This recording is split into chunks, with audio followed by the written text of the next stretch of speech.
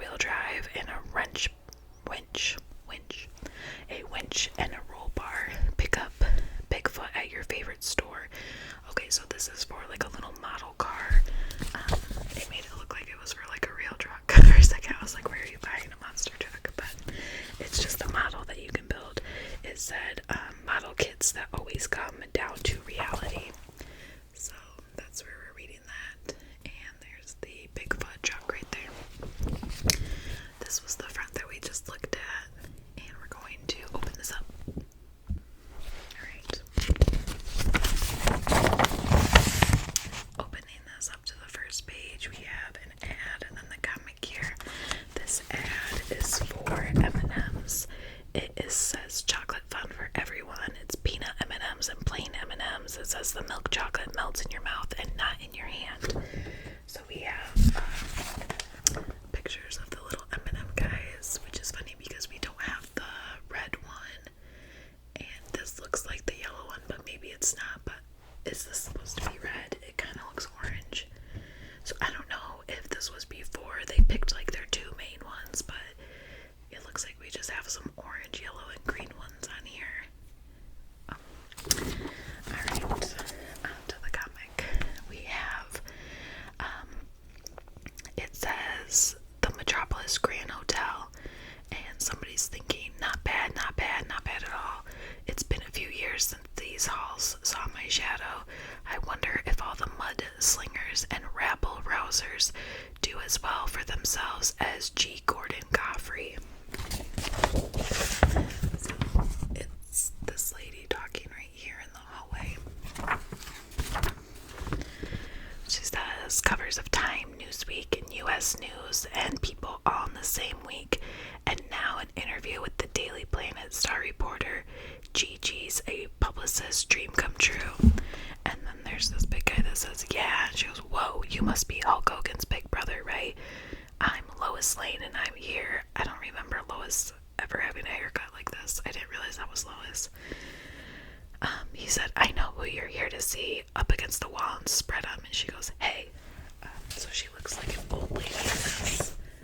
Like, she doesn't look like classic Lois Lane. I didn't even realize that was her.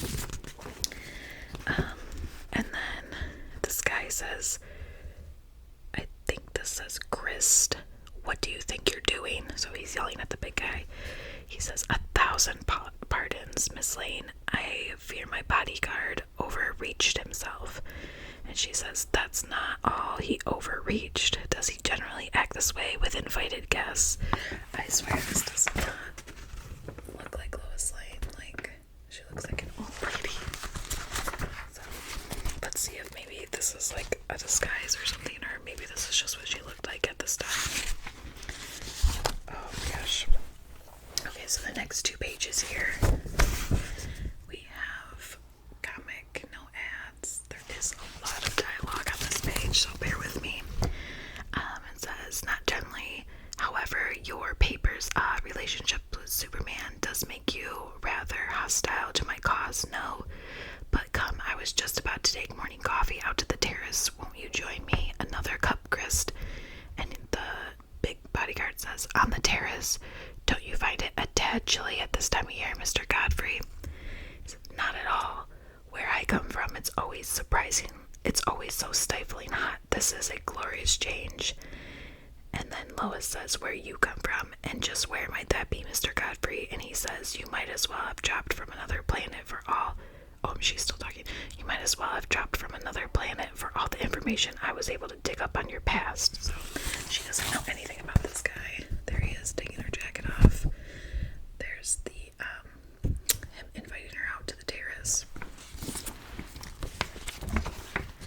He says, my past is not important, Miss Lane. Where I came from, who I am, is inconsequential compared to my mission. She says, yes, your one-man campaign against superheroes, which is why I'm here. Tell me, G. Gordon, do you really believe heroes are the menaces you say they are? And he says, with all my heart, Miss Lane, with every fiber of my being, before these so-called superheroes, this little world was a better place. People look to themselves, to their inner strengths, not to the false icons and gaudily clad vigilantes. I wish to see that pure, unsullied self-reliance restored. More coffee, and she says, thanks. Gotta hand it to the man. He's persuasive. So she said thanks to him, and she's thinking this part. I have to keep reminding myself how much I disagree with his position. And now she says, and just how do you propose to accomplish this restoration, Mr. Godfrey?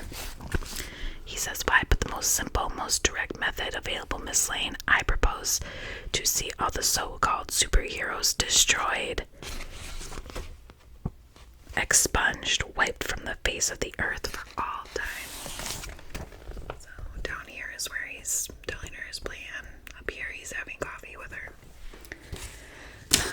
Okay, so on the next page, this is like the first introductory page that says created by Jerry Siegel and Joe Shuster up at the top, and it says Legends from the Darkseid, I'm sorry. And you see Clark Kent, and he says, get out of the way, for God's sake, get out of the way, and he's pushing this lady in like a big bubble coat, and she says, what the? So, there he is, pushing her out of the way.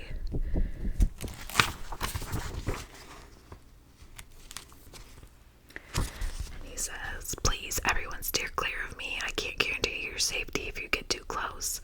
And some other guy says, what in the world? And someone said, who is that guy? And someone's pointing at him and says, wait a minute, I know him. I seen his picture in the Daily Planet. So it's not spelled picture, it's spelled picture. Says, hey, you're right, that's Clark Kent, but what's he running from? And you see like this white thing, I can't even tell. It's supposed to be like a pattern. But that's Clark Kent, and this thing's chasing him. Where's Superman? Someone said, yeah, Kent gets all the Superman stories in the planet. I thought they was buddies. I thought they was buddies. A lot closer than buddies, friend. So this is now Clark Kent thinking. He goes, a lot closer than buddies, friend. I am Superman, but there's a couple of good reasons why I can't use Superman to get out of this. And he's still thinking to himself, not the least of which are presidential order banning superhero, not the least of which is a presidential order banning superhero activity, at least until G. Gordon Godfrey and his followers are out of business. And it says, an asterisk, and it says, see the latest issue of Legends. It says, continued on the third page following. So here we go. He is pushing people out of the way, and then you see this like zapping kind of thing, and then it's like something is like, I don't know what that is, like following, and then here is Superman, well, Clark Kent, trying to like get away from this thing without showing that he's Superman. On the next page here we have Mile High Comics. I've heard about this store, I've never been there. It's in Colorado, and I guess it's like huge and incredible, so maybe someday I'll finally get to go and pick out some new comics. But this is a huge long list of comics that you can order, and in the middle here it says order with confidence. It says Mile High Comics is America's largest comic book dealer with over 3 million comics in stock. It says we buy comics, send $1 for our buying list. Your $1 will be refunded with your first sale to us, so that's kind of cool. It has other stores as well, and then more ordering information. It's really hard to read some of these comics, but most of them it says like $1.75, etc. So that's for Mile High Comics on the side.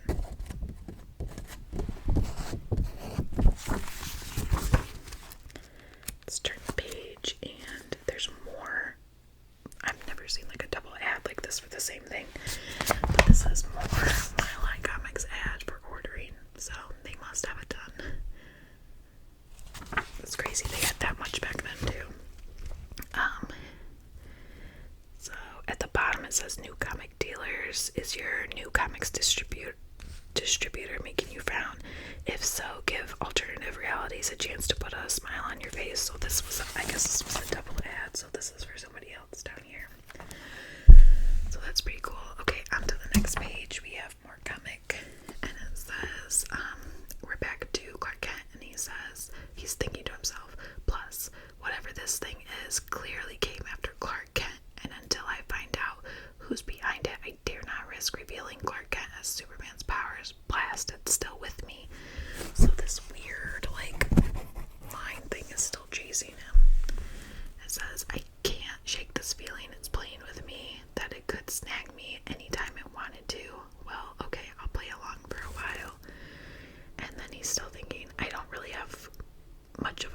maze, and now he climbed down into a sewer. He said, now with any kind of luck, I may be able to lose it in this maze of sewers beneath the streets of Metropolis, assuming it can even come after me down here. And he's thinking to himself, and like you can see the little lines are still following. So here he is with it following. He went down into the sewer, and then now it's still following him, and then we're back into this panel with him like running, sloshing through the sewer, which is gross. The next 2 pages are all comic, so it kind of like sings over his head. It sings over his head, and he falls down into the nastiness that's in the sewer. And it says, it really went right through my coat without harming the material. So he's still thinking this to himself. He said, so whatever it is apparently is not a death ray unless it's somehow key to my particular atomic structure. But to achieve that, the people behind it would have to know Clark Kent is an alien from the planet Krypton. And then he says, oh no. And there's 2 construction guys, and one says, hey, look out. And he runs right into them. He says, damn. And then this thing, whatever it is, goes right through Clark Kent. So here he is falling down in the nasty sewer water. If I can get this to focus. We have him down there, and then he's still running, and he runs right into these guys, and now we have that thing run through him right there. So I don't know if this is painful for him or not, because it doesn't really say. It makes a noise. And then you see a dark figure, and it says, what's this? So the dark figure says, what's this? And it says, I sent forth my Omega beams to bring Superman to Apokolips. Instead, I am delivered this cringing mortal. And you see Clark Kent like kind of kneeling down in front of Darkseid. And he says, stranger, is this your doing? I sense your meddling hand in this. And this guy in a hat says, then your senses lead you awry, Darkseid. I am only here as an observer. You know that. So, on this page we have Darkseid, and then we have Superman and Darkseid, and now he's not in the sewer anymore. He's in Apokolips. And then you see this figure at the bottom here. I don't know who that is, but he said he's just there as an observer. Turning the page, we have another part of the comic, and then another ad on the right side. So it says, let's see who's talking here. It looks like Clark Kent is talking. It says, the Phantom Stranger, Darkseid, what in the blazes is going on here? Now look, I'm Clark Kent. I'm a writer for the Metropolis Daily Planet. I demand to know where I am and how I got here. And Darkseid kind of turns to the side and he says, demand. And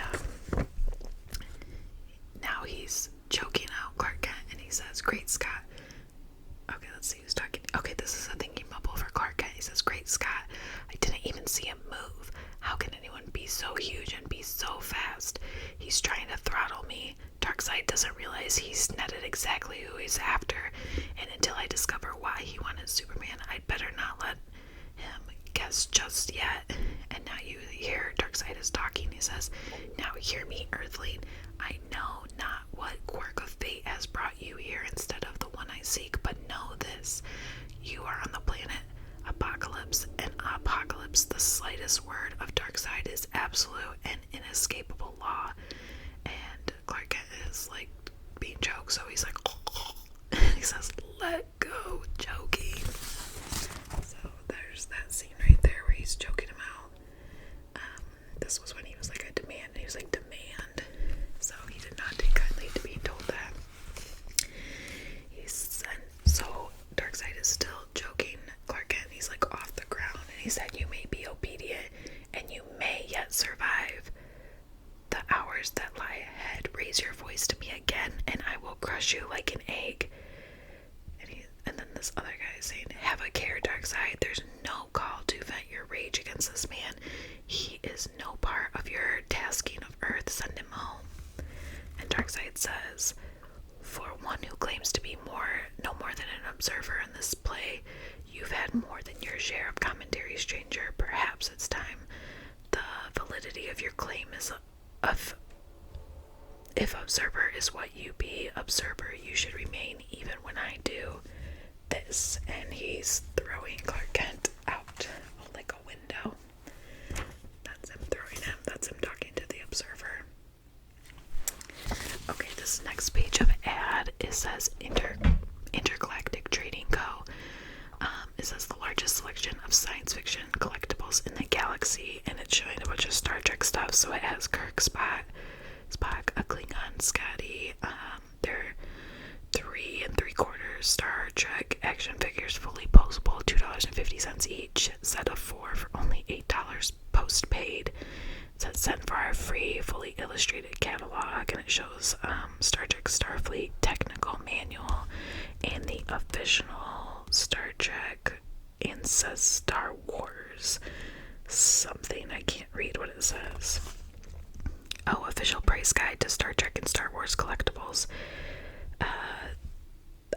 The numbers are kind of all messed up, but I think this says $3.95 postpaid, and then there's a fully embroidered iron-on patches for Starfleet, only $2.50. So that's kind of cool. There's that ad. Okay. On to the next page. We have an ad for Captain Adam here. We got Captain Adam. It says Captain Adam right here. This says it was almost 20 years ago they framed him, disgraced him, and then they blew him to bits. Now he's back, and he may be more powerful human being on Earth, Captain Adam. So that's all it says. So we have Clark Kent falling out of the window, and he's falling. And now he's thinking to himself, the Phantom Stranger isn't coming after me. Of course he knows I'm Superman and can easily survive a fall like this. Obviously he's intent on convincing Darkseid he's not here to interfere in the Dark God's plans, whatever they may be. I wonder, the stranger said something about Darkseid tasking the Earth. Could Apokolips be somehow behind the anti-hero fervor promoted by G. Gordon Godfrey? Here he is, falling, and then he ends up right here thinking to himself. Next page.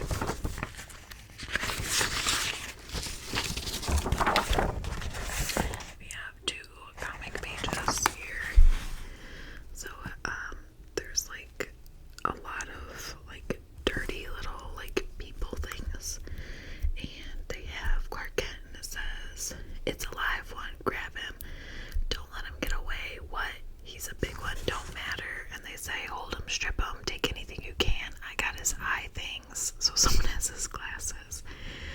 Oh, they make the world all blurry and beautiful. So here's these little like dirty people, and then this guy's got Clark Kent's glasses, so they're like trying to steal from him.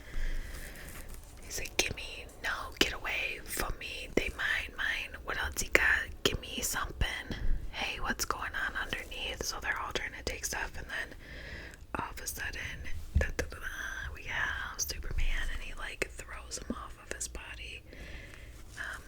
So now he's thinking to himself, well, that puts a cat amongst the pigeons. Obviously, these lowlies don't care much for the victims who fight back, so they're all running away.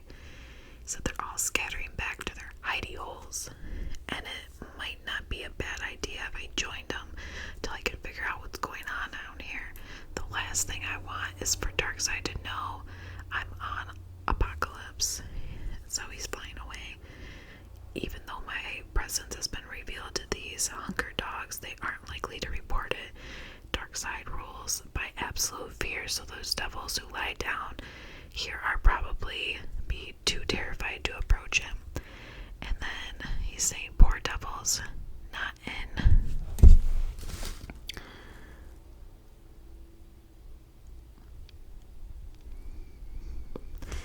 This is kind of hard to read. This is not an altogether inappropriate phase.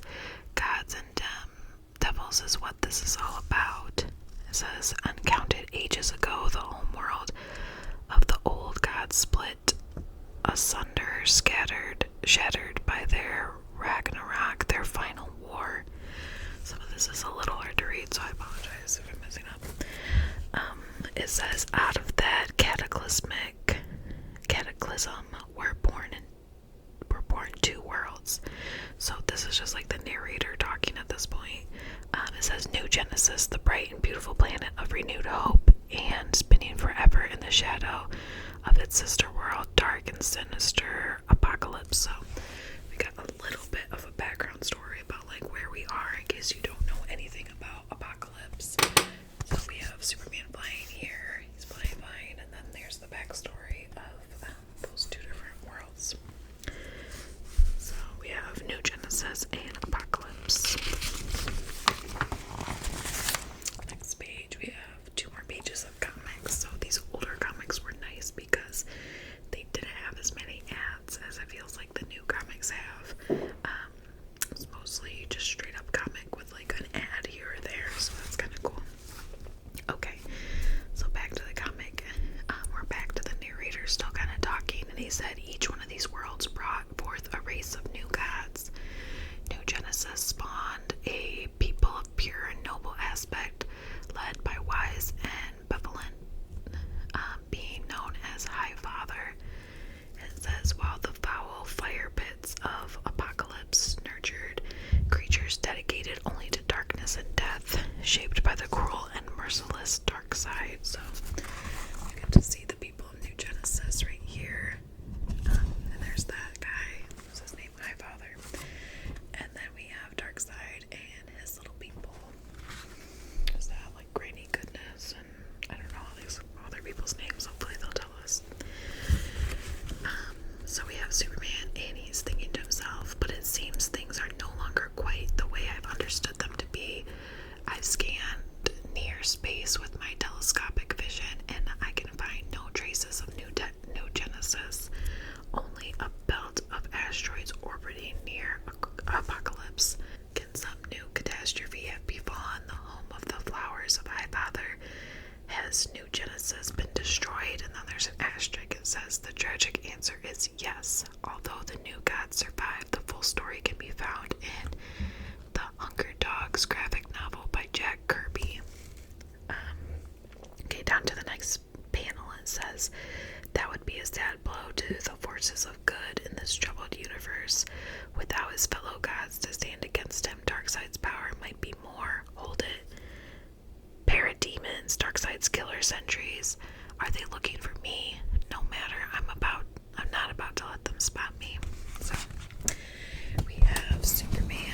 We have New Genesis, like being blasted to smithereens right there. And then down here we have these guys are looking for Superman, and he's like, yep, see you later. So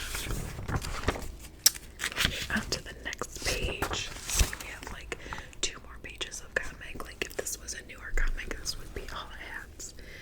Okay, so now it says we still are with Superman. He's flying and he's thinking to himself, so the first thing I'd better do is arrange to blend in a little more. My costume's colors are like a neon sign against the relentless filth of Apokolips. These rags should be just the ticket. And he swoops down and he grabs these like nasty, dirty rags off the ground.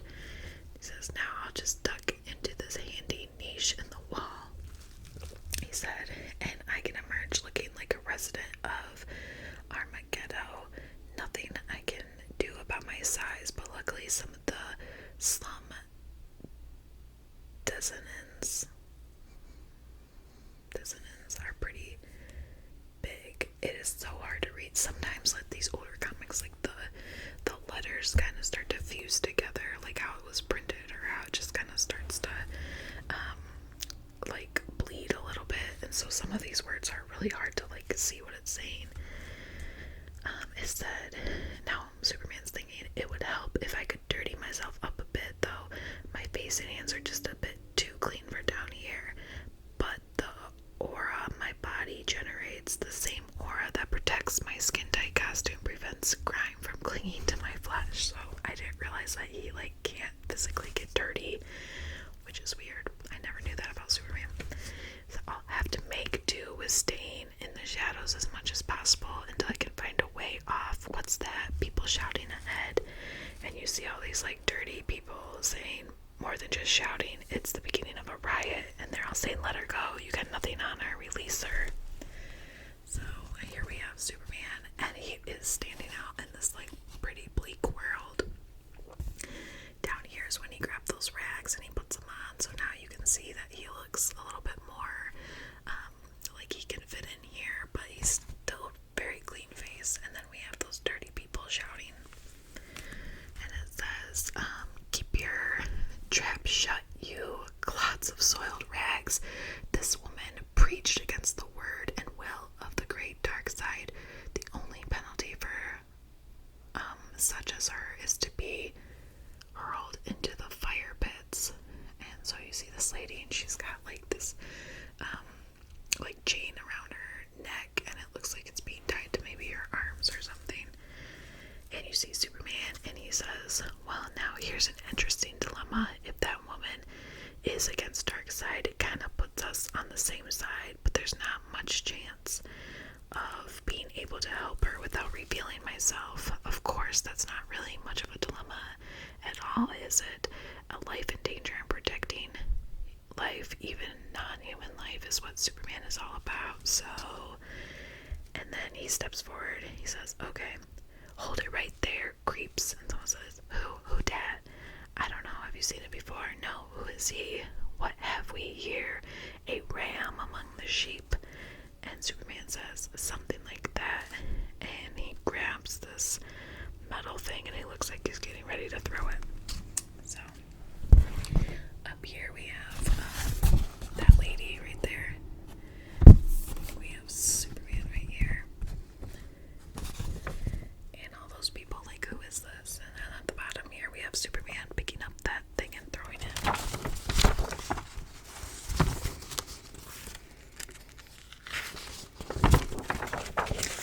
Alright, next page we have another page of comic, and we have more ads. So this page, he says, "Now, are you going to make me repeat myself? Or are you going to let her go?" And he says, well, and what hole did you crawl out of? I can't imagine how Granny's recruiters missed you.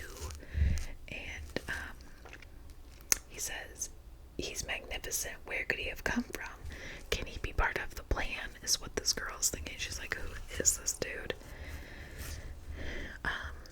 He said, "No matter, the shock troops are distracted. I have a chance to slip away, or everything I've established will be forfeit." And now that guy is like blowing on this whistle, and he says, "Whoever you are, Giant, I don't think I'll waste my men fighting you. There are more efficient ways of dealing with such as you." And Superman says, "What? A hypersonic whistle? What's he up?" And then he goes, "2," and this giant thing slams his feet down, and that guy says, "Pacifier." So this is that lady, and she is making a run for it because they're distracted with Superman. Here's him blowing his supersonic whistle that he hears, and then here are these giant feet slamming down. On the next page we have a bunch of ads. There is a funny one at the bottom. It says, "Bill Cosby says if you can't send you, send money. The American Red Cross," which we know about Bill Cosby. Like, that's interesting. So some of these ads are for different things. One of them says comic books for sale. Another one says micro bugs, advanced bugging equipment, ultra small transmitters, telephone bugs, concrete mics. So you can buy pretty much your own tracking stuff off of a comic book. There's comic books, two-headed coins. It says learn while you sleep, full details, strange catalog, free sleep learning. So that's interesting. Bodybuilding course, 3 million comic bags, $5.25 per 100 bags. It says high school. The American school has been helping adults finish high school at home in spare time by correspondence for almost 80 years. It's like a mail-in thing to go to high school. says,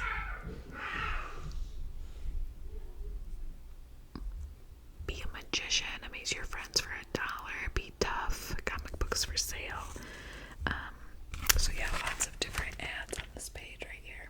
And then of course we got Bill Cosby right there.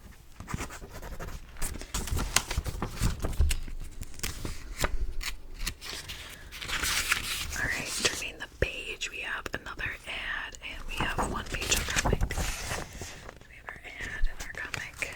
This ad says, the Doomsday Book, a mystery so strange it takes the greatest detectives of all time to solve it. So Detective Comics number 572, the 50th anniversary issue. So it's got, it kind of looks like it has Batman, Robin, and then it looks like Sherlock Holmes maybe. So that's cool. That'd be really interesting to read. On the next page, that thing that landed, that giant thing, is like some giant robot, and the guy says, do your duty, and the robot says, at once, shock trooper, come here, little one, test your puny might against me. And Superman says, whoa, you're a big kitty cat, and everything else on Apokolips about 10 times faster than I expect. So, that giant robot thing, and we have Superman down here. It's hard to see because he's wearing those like dirty robes, but that's him in the front, and that thing is kind of like holding his dirty robe. Next page, we have 2 more pages of comic. So the robot is saying, you mock me, you dare mock a pacifier. He says, learn the error of such words. And Superman says, he's thinking to himself, an atomic flame, I can feel the blistering heat through my invulnerable skin. And then it says, whoosh, better not risk letting him hit me with that, best bet. And so he gets right out of the way, but they says, is to keep this oversized tinker toy off balance. And so Superman's like grabbing him and trying to like push him. And then the robot says, your strength is great, small one, but the power of the pacifier is unmatched. And he's throwing, like punching Superman. He says, ugh. So here he's fighting with that robot, throwing him, and then he's getting a punch in too. On the next page, you're seeing like Superman whoosh into a wall. He says, not bad, atomic flame, speed, phenomenal strength, what else do you have? And it says, uh-oh, and something like crashes, and the robot's laughing. He says, ha ha ha, the force of your impact caused the whole wall to collapse on top of you. Are you squashed like the innocent maggot? You da-da-da, eh? And then he sees Superman picking up like the whole wall. There's Superman picking up the whole wall and it being like, what?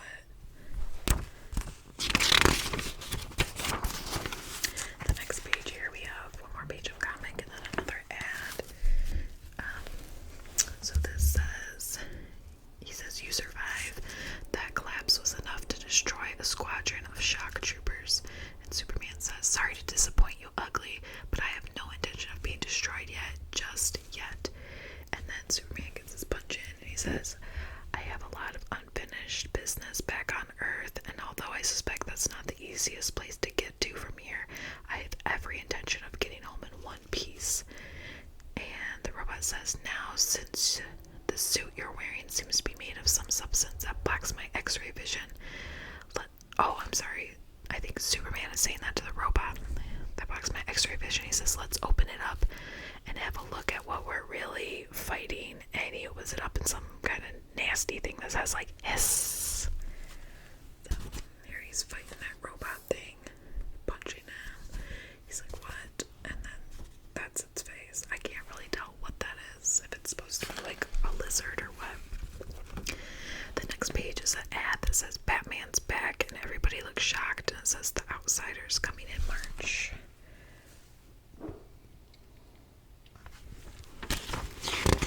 We're almost to the end here. So we have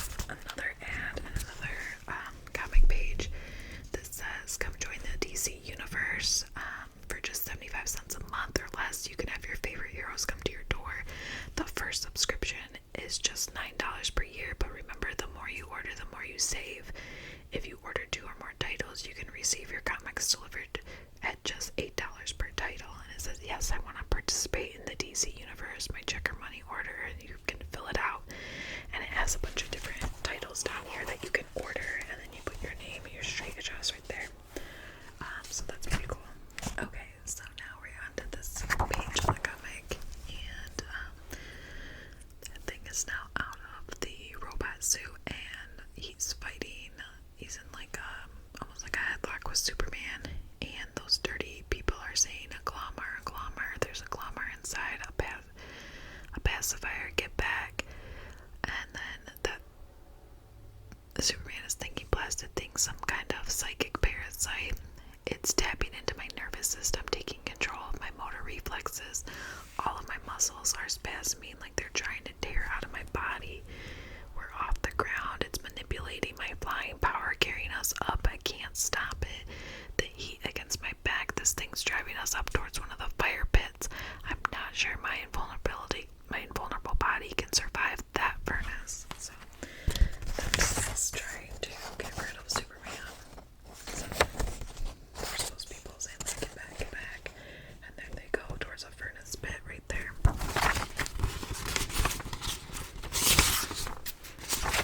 think this is the last page of our comic. So they're flying into the furnace thing, and you see them like disappear, and you see Darkseid's been like watching this whole time. He's just looking out, and then he starts laughing like it's maniacal, like It says to be continued in The Adventures of Superman, on sale in 1 week. So there they go, go, and then they're gone. He's just been watching this the whole time and starts laughing, so clearly he knew Superman was there. On this next page it says Superman, and then there are a bunch of like Dear Editor letters. I'm not going to read them all, but it says the cards and letters on the Man of Steel miniseries keep on coming. Even at the first few notices of Superman #1 began to trickle into our offices as promised last issue. Though we've been spending months on the next printing your letters of Man of Steel numbers 3 and 4, and then 5 and 6.